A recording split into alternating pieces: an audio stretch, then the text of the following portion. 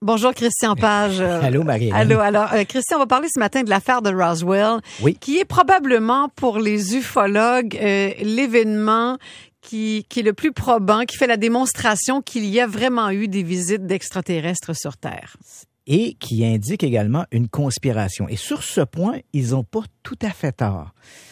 Le mois de juillet, je l'ai mentionné en tour de table, ça me permet de toujours revenir sur l'affaire de Roswell. Fait que oui, l'an dernier, j'en ai parlé, l'année précédente aussi. Mais il y a tout le temps de nouveaux éléments. Chaque année, il y a de nouveaux éléments. Et ça nous permet un peu de faire le point sur l'affaire de Roswell. Donc, ça fait 72 ans. Ça fait 72 ans. Donc, pour rappeler les événements, et c'est important pour comprendre un peu les événements des dernières semaines, l'affaire de Roswell commence au début du mois de juillet 1947. On a un fermier qui habite à peu près à 300 kilomètres de la ville de Roswell. En fait, il est beaucoup plus proche d'une ville qui s'appelle Corona que Roswell.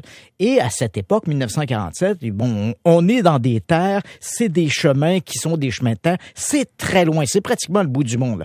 Donc, on a un fermier qui trouve sur son ranch des débris mystérieux.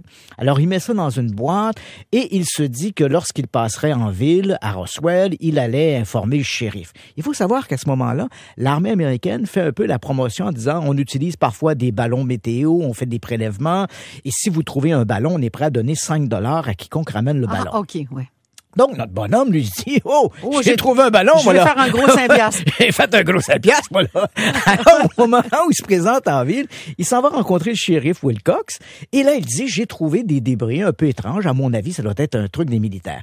Le shérif Wilcox appelle la base militaire de Roswell et leur dit, on a trouvé un débris mystérieux. Là, ici, Marie-Hélène, il faut bien comprendre que dans la mentalité de 1947, depuis quelques semaines, on parle abondamment dans la presse de soucoupes volantes. Mais on sait, grâce à un sondage qui a été fait dans les jours qui ont suivi, que pas les militaires, mais le public américain ne font pas d'association soucoupe volante extraterrestre. On le fait aujourd'hui, mais à cette époque-là, les extraterrestres ne sont pas dans l'imaginaire. OK. Une soucoupe volante, quand le sondage fait en juillet 1947 par la firme Gallup, demandait aux gens, avez-vous entendu parler des soucoupes volantes? Et si oui, que croyez-vous que sont les soucoupes volantes? Les gens répondent toutes sortes de choses. Hallucination, canular, mystification, une planète, des armes secrètes, les Russes peut-être. Donc, il y a personne qui évoque à cette période-là qu'il pourrait y avoir une vie. Donc, les extraterrestres sont pas dans le tableau. Donc, quand on utilise l'expression disque volant, tu vas comprendre qu'il y a une grosse importance ici. Quand on utilise l'expression disque volant, ça sous-entend quelque chose qui vole, puis on ne sait pas ce que c'est. Ça s'arrête à ça. Donc, les militaires de la base de Roswell reçoivent ce coup de téléphone du shérif Wilcox qui leur dit, ben voilà, j'ai un citoyen qui a trouvé des débris. La base militaire décide d'envoyer un véhicule récupérer ces objets-là et on émet, avant même de voir les débris, on émet un communiqué en disant, l'armée a mis la main sur une soucoupe volante, un disque volant. C'est l'expression qu'ils utilisent. Encore là, disque volant, c'est quelque chose qui vole, on ne sait pas ce que c'est. Ouais. Et là, les militaires reviennent. Et ce qui les impressionne, ce qui a impressionné en tout cas un dénommé Jess Marshall, qui était chargé de récupérer des débris, il dit, ça ressemblait à des petites poutres en métal et ce qui était le plus extraordinaire, il y avait un papier d'aluminium qui, quand on le pliait et on le relâchait, il reprenait sa forme. Le 98.5 FM ne reculant devant rien, voici un objet. Ça en est un morceau, donc, oui. Voilà. Il y a du papier d'emballage comme ça d'ailleurs, beaucoup, là. Voilà. Donc, tu as tout compris. C'est un millard argenté aluminisé.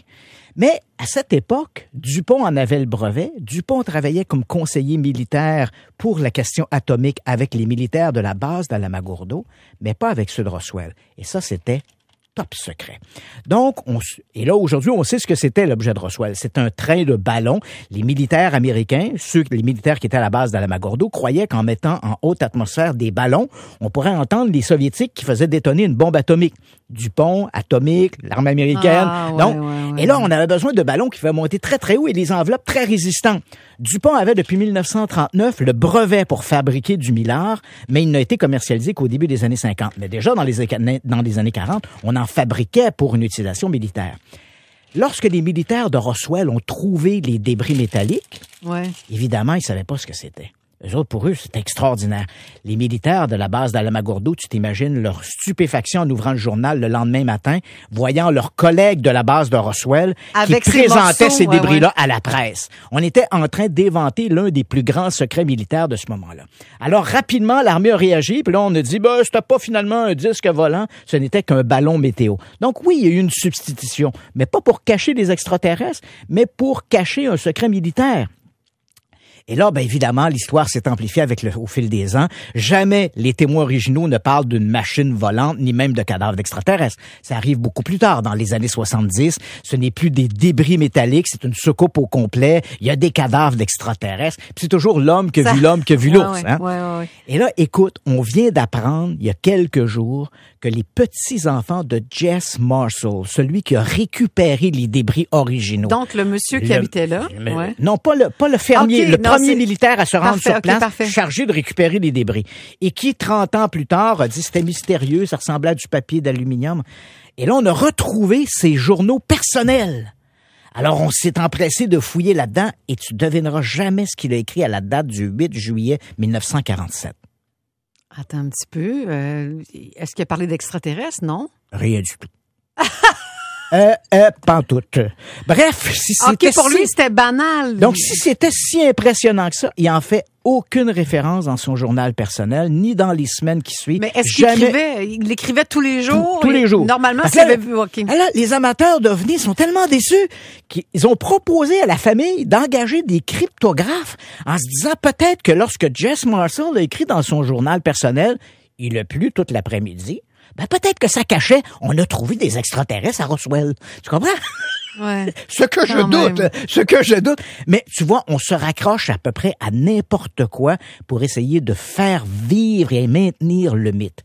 Mais malheureusement, tout va dans le même sens. L'objet de Roswell n'était visiblement qu'un ballon, top secret certes, mais un ballon qui est tombé sur un ranch, récupéré par un fermier local, Mac Brazel, et ramené à Roswell. Et par cette confusion, parce que les militaires travaillent en vase clos, comme les militaires d'Alamogordo qui étaient chargés du projet Mogul n'en avaient rien dit à leurs collègues de la base de Roswell, ce petit papier d'aluminium a géré l'une des plus grandes légendes du 20e siècle. Et ce papier d'aluminium qui n'en est pas, en fait? Là, qui n'en est pas, c'est un millard, mais il va être commercialisé pour la première fois. La compagnie DuPont, en fait, il est découvert en 1939. Ce sont deux Britanniques qui le découvrent. DuPont en achète le brevet, mais rappelle-toi, en 1939, 1940, on est durant la Deuxième Guerre mondiale. Toute découverte scientifique est gardée secrète. Durant cette période, DuPont devient le conseiller de l'armée américaine pour la question nucléaire. Ce sont eux, d'ailleurs, les premiers à construire des sites pour les explosions nucléaires que vont faire les Américains avec les bombes atomiques.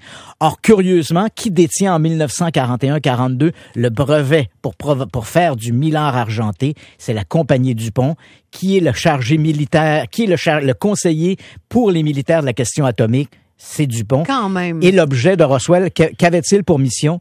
Détecter si les Russes avaient la bombe atomique. Mais Christian, à chaque année ou à peu près, il y a une nouvelle qui sort en lien avec l'affaire de Roswell, qui vient enlever de la crédibilité au fait qu'il y aurait eu une présence extraterrestre. Et pourtant, on en parle tout le temps depuis 72 ans. Oui, parce que c'est la plus grosse histoire d'OVNI de tous les temps.